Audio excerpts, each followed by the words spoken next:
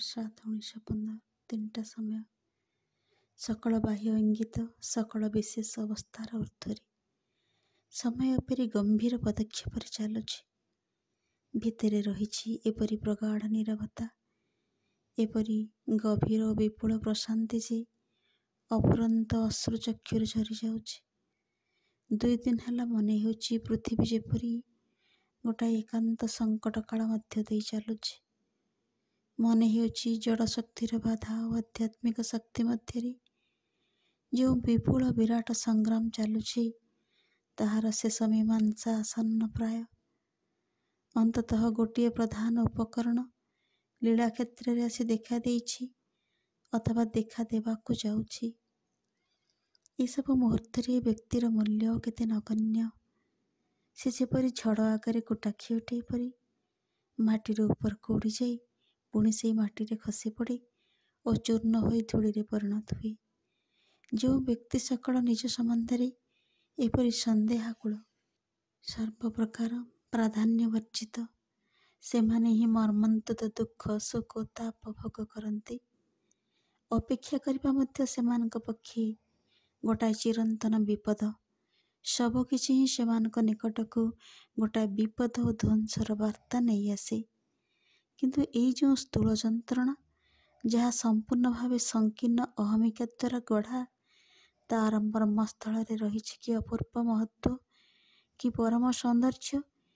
ଏହି ଅପେକ୍ଷା କରିବା, ଯାହାକି ଆନ୍ତର ତନ୍ମୟତା ଫଳରେ ଆରାଧନାରେ ପରିଣତ ହୋଇଛି, ତା ମଧ୍ୟରେ ରହିଛି କି ମହୀଶ୍ୱର୍ଯ୍ୟ, ତାହା ଦେଖାଦିଏ ସେତେବେଳେ ଯେତେବେଳେ ବ୍ୟକ୍ତିଗତ ଅନ୍ଧତାର ସୀମା ଭାଙ୍ଗିଯାଏ, ବ୍ୟକ୍ତିଗତ ଚେତନା ଊର୍ଦ୍ଧ୍ୱକୁ ଉଠି ବୃହତ୍ତର ମଧ୍ୟରେ ପ୍ରବେଶ କରେ ତୋର ସନାତନ ଚେତନା ସଙ୍ଗୀ ସମ୍ମିଳିତ ହେବା ନିମନ୍ତେ। ହେ ଭଗବାନ, ନୀରବ ମିନତି ସହ ତୋ ସମ୍ମୁଖରେ ବ୍ୟଥିତ ଜଗତ୍ ନତଜାନୁ। ଏହି କ୍ଳିଷ୍ଟ ଜଡ଼ବସ୍ତୁ ତୋର ପଦତଳେ ଲୁଣ୍ଠିତ। ତାର ଏକମାତ୍ର ଶେଷ ଆଶ୍ରୟ ସେହିଠାରେ। ତୋ ପାଖରେ ମିନତି କରିବା ଅର୍ଥ ସେ ତୋତେ ପୂଜା କରେ। ଯଦିଓ ସେ ତୋତେ ଜାଣେ ନାହିଁ, ବୁଝି ମଧ୍ୟ ପାରେ ନାହିଁ, ତାହାର ପ୍ରାର୍ଥନା ଉଠି ଚାଲୁଛି ମୁମୂର୍ଷୁର ଆର୍ତ୍ତନାଦ ପରି ଯେ ବିଲୁପ୍ତି ପଥରେ ଚାଲୁଛି। ସେ ଯେପରି ଅସ୍ପଷ୍ଟ ଅନୁଭବ କରିଛି ତାହାର ପୁନର୍ଜୀବନର ସମ୍ଭାବନା ଅଛି ତୋ ମଧ୍ୟରେ। ସାଷ୍ଟାଙ୍ଗ ପ୍ରଣତ ହୋଇ ପୃଥିବୀ ତୋ ଆଦେଶ ଅପେକ୍ଷାରେ ରହିଛି। ଶୁଣ ଶୁଣ କଣ୍ଠରେ ତାହାର ମିନତି ଏବଂ ଅନୁନୟ। ତୋର ଆଦେଶ କ'ଣ? ତୋର ବିଚାର ଫଳ କ'ଣ? ହେ ସତ୍ୟମୟ ଭଗବାନ, ତୋ ସତ୍ୟ ଦ୍ୱାରା ବ୍ୟକ୍ତି ଜଗତ ଧନ୍ୟ ହୋଇଛି। ଯଦିଓ ଏ ପର୍ଯ୍ୟନ୍ତ ସେ ତାହା ଜାଣେ ନାହିଁ, ତଥାପି ସେ ତାକୁ ହିଁ ଡାକେ। ତାର ସମସ୍ତ ପ୍ରାଣଶକ୍ତିର ଜୋରରେ, ସାନନ୍ଦରେ ସେ ତାକୁ ହିଁ ଧରି ରହିଛି।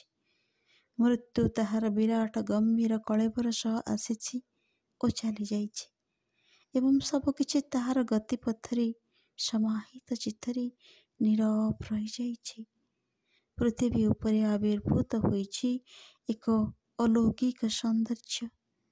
ଅତି ଅପରୂପ ମହାସୁଖଠାରୁ ଆହୁରି ଅଧିକ କିଛି ଅପରୂପ। ତାହାର ସାନ୍ନିଧ୍ୟର ପ୍ରଭାବକୁ ଅନୁଭୂତ କରାଇଛି।